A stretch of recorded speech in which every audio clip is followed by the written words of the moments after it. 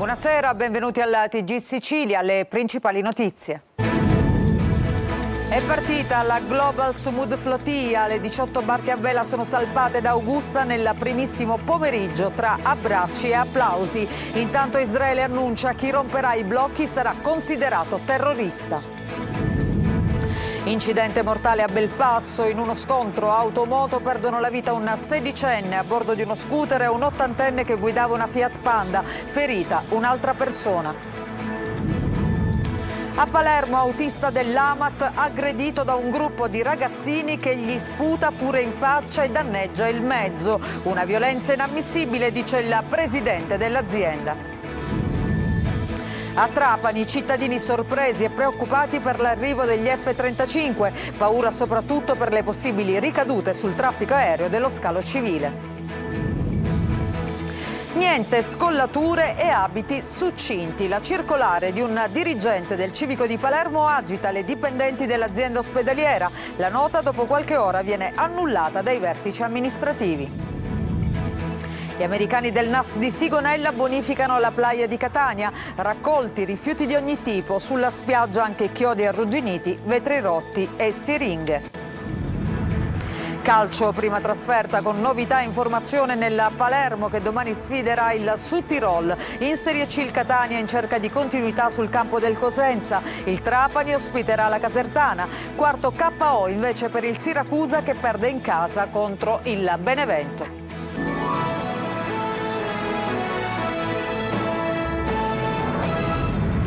Ancora ben trovati, lo avete sentito, in apertura dopo diversi rinvii è finalmente partita la missione della Global Sumud Flotilla. Le 18 barche a vela sono salpate da Augusta nel primissimo pomeriggio tra abbracci e applausi. Naturalmente la rotta è verso Gaza per portare aiuti umanitari. Intanto Israele ha annunciato chi romperà i blocchi sarà considerato un terrorista. Francesco Aloi.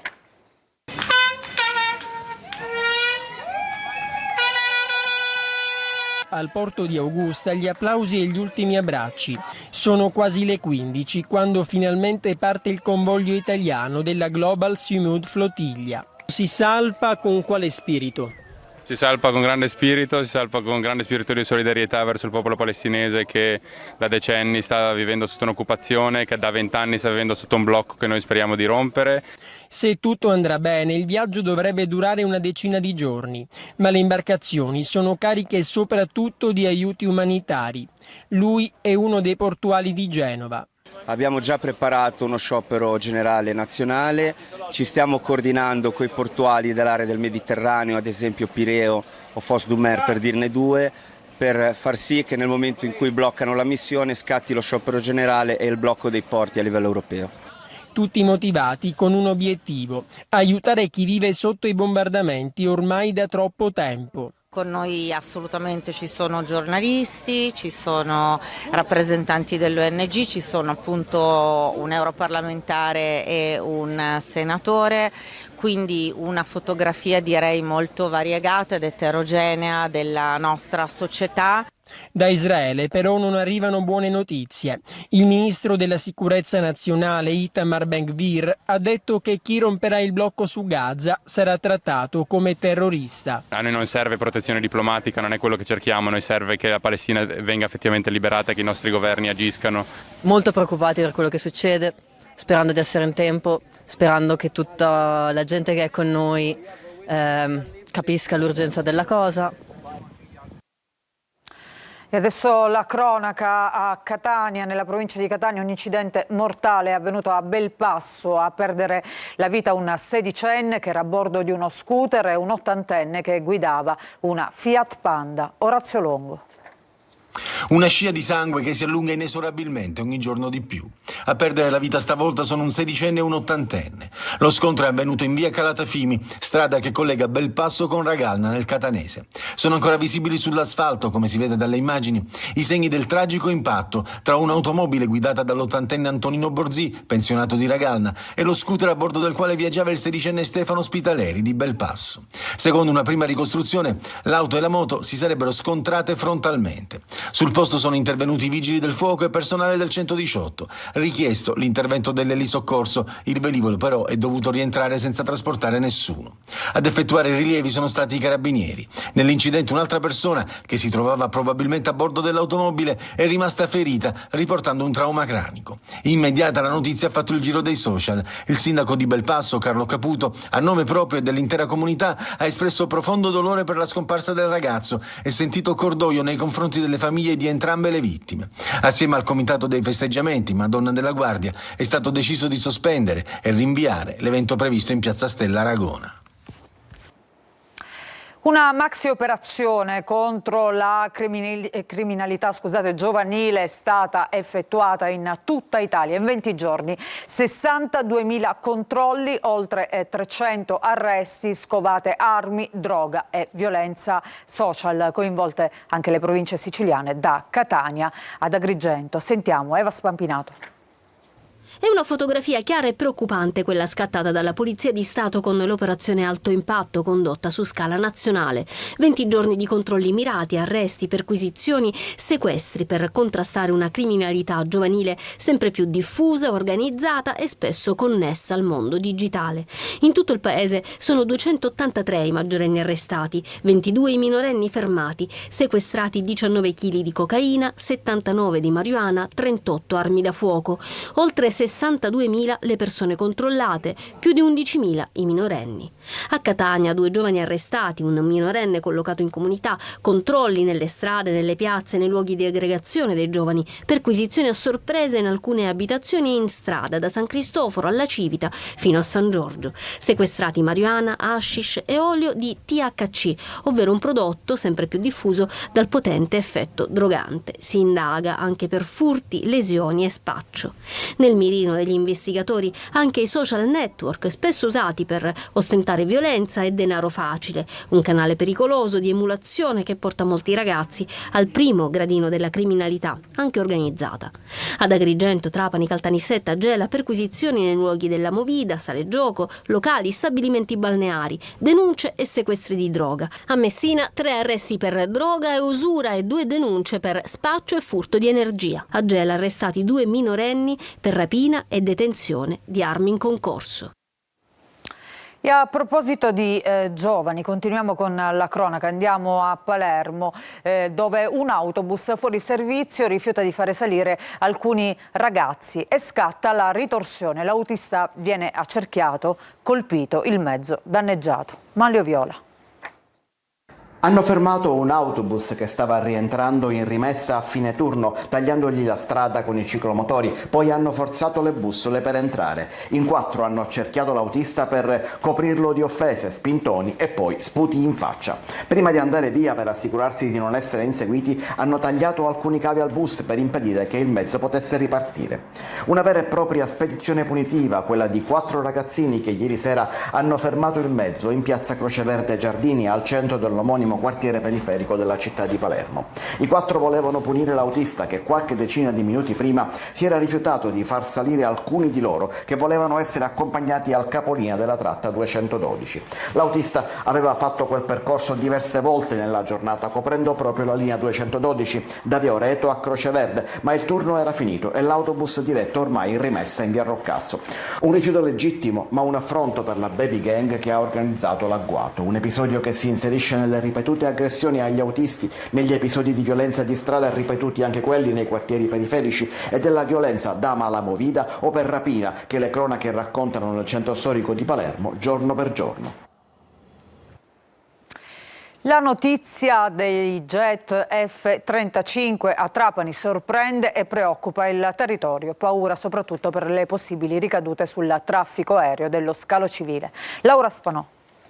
Per Trapani è la notizia del giorno, mancava solo l'attestazione messa nera su bianco. A Birgi arriveranno i Top Gun degli F-35 pronti a prepararsi ad entrare in azione. L'aeroporto, da sempre una delle basi principali della NATO e dell'Alleanza Occidentale, sarà il gemello di una base che esiste già negli USA in Arizona.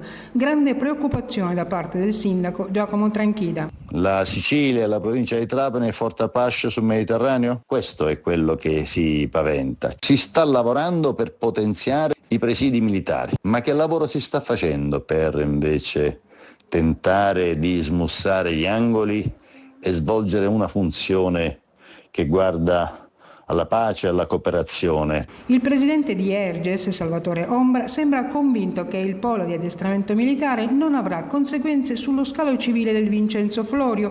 Di contrario avviso il deputato regionale Dem Dario Safina. Soprattutto perché sull'aeroporto di Birgi la regione siciliana e i territori della provincia di Trapani hanno investito milioni di euro per far sì che questo aeroporto potesse divenire un fattore di sviluppo determinante del nostro territorio. Quale potrebbe essere lo scenario che si prospetta? Sicuramente l'innalzamento dei servizi di sorveglianza. Trapani diventerà una zona rossa, se non proprio così poco ci mancherà. Sorridono invece gli operatori dell'accoglienza per i nuovi arrivi. Molte persone saranno di stanza sul nostro territorio, generando sicuramente un interesse anche sul comparto turistico. Tanto le tratte civili avranno necessità di essere rinforzate, perché oltre alle tratte nazionali incrementate le tratte di collegamento fra lo scalo di Trapani e gli altri scali. Restiamo a Trapani. Non è stata la prova di forza che Valerio Antonini, ricordiamo presidente del Trapani Calcio e del Trapani Shark, e il suo movimento Futuro avevano annunciato la manifestazione programmata per questa mattina nella piazza antistante il municipio di Trapani, convocata per chiedere le dimissioni del sindaco Giacomo Tranchida. Infatti la manifestazione ha raccolto molto meno pubblico del previsto, c'è chi parla di 1000 persone per eccesso, ma non di più, certamente non la folla che il patron del basket e del calcio si aspettava. In piazza, accanto a tanti curiosi, alcuni politici anche in cerca di nuova collocazione, qualche consigliere comunale di opposizione di Trapani ed Erice. E adesso parliamo di questa singolare circolare di un dirigente del civico di Palermo che ha agitato le dipendenti dell'azienda ospedaliera. In buona sostanza c'era scritto niente scollature e abiti succinti. La nota del dirigente però è stata ritirata dopo qualche ora. Sentiamo.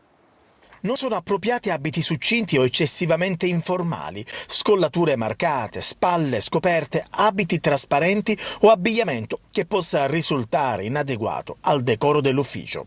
Questo è il contenuto di una circolare inviata dal direttore del Dipartimento Amministrativo dell'Ospedale Civico di Palermo a tutto il personale, che ha generato ovviamente imbarazzo tra i vertici del nosocomio, che nel giro di poche ore hanno deciso di ritirare in autotutela la nota con cui i dipendenti venivano richiamati all'ordine.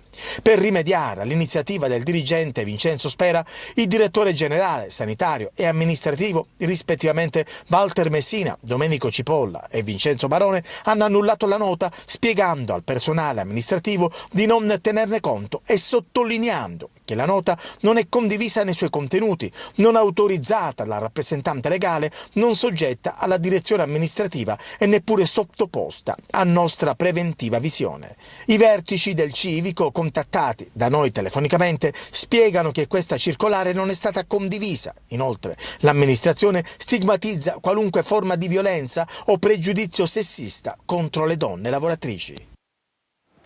Con un videomessaggio registrato in Vaticano, Papa Leone XIV è intervenuto ieri durante la presentazione a Lampedusa della candidatura a patrimonio culturale immateriale dell'UNESCO del progetto Gesti di accoglienza. Il Papa ha annunciato una sua visita nell'isola. Lo sentiamo. Cari fratelli e sorelle riuniti a Lampedusa, Osha, il soffio, il respiro, questo vi augurate salutandovi nel vostro dialetto. E così vi salutò nel 2013 il nostro amato Papa Francesco quando venne tra voi. Fu il suo primo viaggio. E così nel salutarci oggi a distanza, ma spero presto in presenza di persona, come credenti noi invochiamo gli uni per gli altri lo Spirito Santo. La posizione geografica di Lampedusa e Linosa, infatti, da sempre fa di voi una porta d'Europa. Negli ultimi decenni ciò ha richiesto alla vostra comunità un enorme impegno di accoglienza, è un patrimonio immateriale ma reale. Il mio grazie, che è il grazie di tutta la Chiesa. Intanto un egiziano è stato fermato ad Agrigento, avrebbe condotto l'imbarcazione con 51 migranti arrivati a Lampedusa lo scorso 2 settembre. Per l'uomo l'accusa è pesantissima, morte come conseguenza di favoreggiamento dell'immigrazione clandestina. Un migrante è morto asfissiato nella Siva, un altro risulta ancora disperso in mare. Cambiamo argomento, c'è la data per la firma del contratto per i termovalorizzatori di Palermo e Catania. Sarà una svolta storica, dice il presidente della regione, che promette che non si farà fermare dalle forze che operano per bloccarne la costruzione. Sarà firmato il prossimo 22 settembre a Palazzo d'Orleani il contratto per la progettazione dei 2 termovalorizzatori siciliani a Palermo e Catania. Dopo l'assegnazione della gara da parte di Invitalia arriva dunque la data precisa per la firma e con essa si rispetta il cronoprogramma che prevede l'avvio dei lavori entro la fine del 2026. Dalla firma del contratto ci saranno 5 mesi per la consegna della progettazione dello studio di fattibilità, poi partirà la gara per la costruzione vera e propria degli impianti ed entro la fine del 2026 dovranno iniziare i lavori veri e propri che dovranno concludersi nel 2028. I termovalorizzatori permetteranno di risparmiare 100 milioni l'anno evitando di spedire i rifiuti all'estero. La loro realizzazione non si fermerà neanche di fronte alle forze che tentano di bloccarla, promette Schifani. Siamo davanti a una svolta storica, a un obiettivo che per anni, dico per anni, è sembrato irraggiungibile. Ormai ci siamo. La Sicilia cambia davvero passo e insieme andiamo avanti. E non ci fermeremo, anche se ci sono forze, apparati ostili che dicono sempre no allo sviluppo della nostra terra. Andremo avanti. Intanto ieri sera a Roma il presidente della regione ha ricevuto da Assoambiente il premio PIMBI 2025 proprio per i termovalorizzatori che si stanno realizzando in Sicilia. Intanto il presidente Schifani è stato protagonista di uno scontro con Carlo Calenda. La Sicilia è da cancellare e da buttare, avrebbe detto Carlo Calenda, parole che hanno fatto infuriare appunto il governatore Schifani, spingendolo ad abbandonare la convention azzurra Libertà, la 3 giorni dei giovani di Forza Italia in corso a San Benedetto del Tronto. Il presidente della regione ha rinunciato dopo appunto un acceso diverbio con il leader di Azione che era ospite della Kermesse al suo discorso. Calenda ha detto ha offeso la Sicilia, un comportamento assurdo da parte di un ospite, lui era a casa mia in quel momento, ha detto appunto Schifani. Ma è arrivata anche una replica da parte di Carlo Calenda che dice: mi spiace che Schifani si sia offeso, semplicemente gli ho detto ciò che penso. I siciliani sono vittime di un sistema clientelare costoso e inefficiente, un sistema che non è nato ieri ma che ha accompagnato la storia della regione dallo statuto speciale. Queste appunto le parole, la replica del leader di Azione. E adesso invece andiamo a Catania dove agli incivili hanno risposto gli americani del NAS di Sigonella che hanno bonificato la playa, raccolti rifiuti di ogni tipo sulla spiaggia, anche chiodi arrugginiti, vetri e siringhe. Tonino De Mana.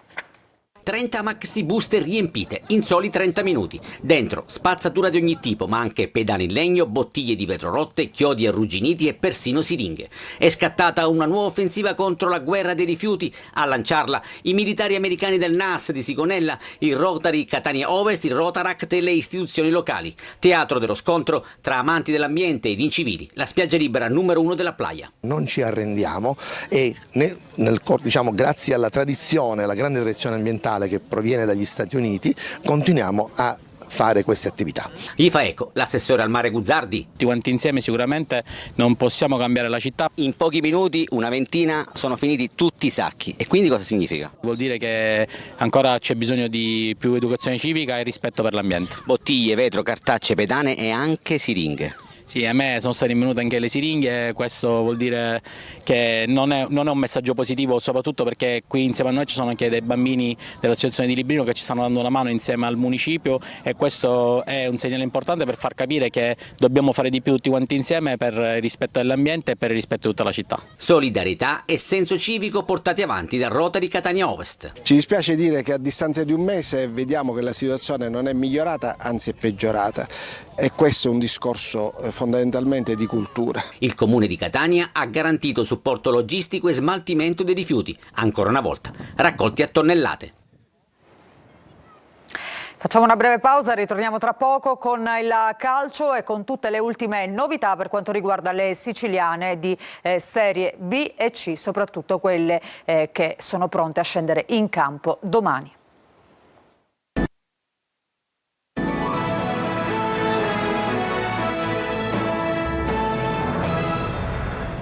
Bentrovati, adesso il calcio, parliamo della Serie B perché torna in campo domani il Palermo che al Druso contro il Südtirol va alla ricerca di punti pesanti. Inzaghi in sala stampa annuncia novità nella formazione. Marco Gulla. Pieno di benzina e pronto immediatamente a ripartire, il Palermo domani al Druso contro il Südtirol va alla ricerca della continuità, tanto invocata dal tecnico Pippo Inzaghi. Il tecnico rosanero in sala stampa ha annunciato che ci saranno diversi cambi di formazione in questo ciclo di partite ravvicinate e giocheranno tutti, puntando sulla forza e la profondità dell'intera rosa. Dopo 3 partite fatte bene dobbiamo dare continuità, la sosta è arrivata penso nel momento giusto, avevamo bisogno di lavorare ancora per mettere benzina nelle gambe soprattutto a chi è arrivato dopo, e poi noi non dovrà cambiare lo spartito, nel senso potranno cambiare i giocatori, come ho già detto ai ragazzi andremo a giocare 6 partite in 20 giorni. Abbiamo una rosa di 19 giocatori, per cui sapete benissimo che con 19 giocatori ogni 3 giorni ne dovrò cambiare 5 o 6. Cambi già a partire da domani. Palumbo verso una maglia da titolare giocherà sulla tre quarti assieme a Brunori alle spalle di Poyampalo. Possibile panchina per Giasi, fino adesso sempre titolare. In difesa ballottaggio Peda di Achite. Trasferta vietata, tifosi del Palermo residenti in Sicilia, decisione che ha riscosso polemiche e delusione da parte dei tanti sostenitori che avevano già acquistato il biglietto. E adesso la Serie C, intanto nell'anticipo della 4ª giornata di campionato il Siracusa ha perso 3-0 in casa contro il Benevento. Per la squadra siciliana questo è il 4º KO consecutivo. Domani a Cosenza invece trasferta insidiosa per il Catania. I rossoblù hanno 2 punti in classifica e cercano la prima vittoria etnei con la voglia di allungare la striscia di successi. Francesco Triolo. È la partita che può pesare le reali ambizioni del Catania in quanto fatto sinora nelle prime 3 partite. 3 vittorie, 2 nette, una quella di Cava di grande carattere che hanno portato i rossazzurri al primo posto in classifica. La trasferta di domani a Cosenza arriva nel momento in cui la squadra di Toscana ha già buttato giù la maschera contro un avversario che non attraversa certo un periodo facile o felice. La retrocessione, la crisi societaria con la nomina del nuovo DG proprio nelle ultime ore, la contestazione dell'ambiente sono tutti elementi che stanno segnando questo avvio del campionato dei lupi, ma Toscano invita a non fidarsi. Tenne alte, io non ci credo a problema. È normale che un club che viene da una retrocessione si porta dietro delle situazioni che deve risolvere, ma tutte queste difficoltà, queste cose ci credo poco. Noi dobbiamo essere concentrati sui 90 minuti sul rettangolo di gioco. Boucher deve rinunciare ancora allo squalificato Garritano, assente anche Kufarlidis. Il tecnico rispetto al match col Crotone dovrebbe confermare la difesa a 4 e operare un'unica variazione, lanciando dal primo minuto Belgeldo nel ruolo di Melzara al posto di Quan. Sulla tre quarti Cannavò e Florenzi dovrebbero agire alle spalle di Mazzocchi. Toscani invece dovrebbe dare continuità alla formazione che bene ha fatto ultimamente con la conferma di Pieraccini a sinistra al posto di Celli e con Imenez davanti a Ciccerelli. Dietro forte non ci sarà Caturano, ma torna tra i convocati Di Tacchio. È una grande notizia che Ciccio si è allenato con la squadra senza avere alcun problema e a vederlo in faccia e negli occhi la sua felicità di essere tornato in gruppo, perché è stato in un momento dove si prevedeva un lungo stop perché doveva andare a sottoporsi a un intervento chirurgico, ad oggi ad essere a disposizione della squadra. Questa è una grande notizia. Gara evitata ai tifosi rossazzurri, diretta in TV, in chiaro e in esclusiva su Telecolor. Il calcio d'inizio è alle 15, diretta stadio vi porterà al San Vito Marulla già un'ora prima. Dopo 2 vittorie consecutive, il Trapani invece ospita domani pomeriggio alla Provinciale la Casertana. Sergio Colosi. Dopo Latina e Sorrento, il Trapani mette nel mirino la Casertana degli ex Toscana e Liotti e punta al tris di successi per salutare la penalizzazione e irrobustire l'imbattibilità stagionale. La sfida del Provinciale assume un peso specifico notevole per un salto di qualità e per la forza dell'avversario, come confermato dal tecnico Aronica. Domani affrontiamo la Casertana, che a mio avviso è tra le prime squadre che abbiamo affrontato, è la più completa, la più esperta, la più qualitativamente organizzata, e quindi sicuramente una partita molto difficile che presenterà e presenta parecchie insidie. Detto questo, diciamo, quello che ho sempre portato avanti all'interno del gruppo è il fatto di non guardare la classifica, di non pensare a fattori che potessero distrarci, come appunto la penalizzazione e tutto il resto, e quindi abbiamo lavorato sempre in questa direzione e continuiamo. L'obiettivo dei playoff passa da una continuità che non c'è mai stata nella scorsa stagione. Pirrello ha recuperato insieme a Negro e Nicoli. L'unico assente è lo squalificato Giron. Tra panchina e tribuna gli ultimi acquisti Motoc, Stramaccioni e Palmieri. Aronica conferma il 3-4-2-1 con Fischnaller e Canotto a sostegno di Grandolfo. Gli ultimi 2 a segno contro Latina e Sorrento. Ancora una pausa, ritorniamo tra poco con gli ultimi aggiornamenti.